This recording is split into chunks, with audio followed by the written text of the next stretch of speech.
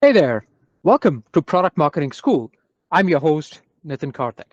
As Director of Product Marketing, I'm keenly aware of the importance of continually sharpening the saw.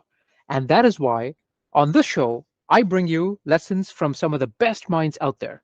Today, my friends, we are joined by Zach Roberts, a recognized top 100 product marketing thought leader. Tell us, Zach, what is one important lesson, one key takeaway from your experience? One key takeaway that I found that's been helpful for me as a product marketer is being action oriented. And specifically, what I mean by being action oriented, go into every conversation asking yourself this one question: what is the immediate next step we need to keep momentum?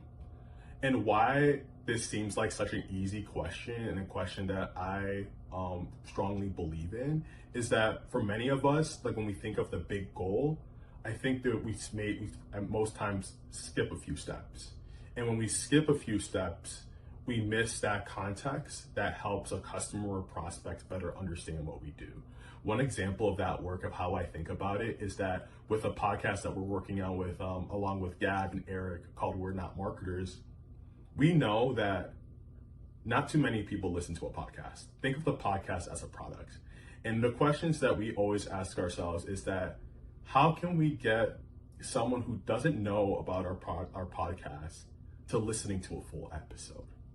So what is the immediate next step is that imagine you have a work back plan, you have the podcast on Spotify, and you're like, okay, we're starting from someone who's on LinkedIn, who's first discovering us. So what's the first thing that they need to see to move to checking out our company page, for instance, or checking our website? And the answer that we got was like, okay, we need to give like a teaser. We need to give a little piece of the conversation, knowing who our ICP is, knowing the challenges, knowing what they want to aspire for. We cut a little piece of the episode and we highlight that component.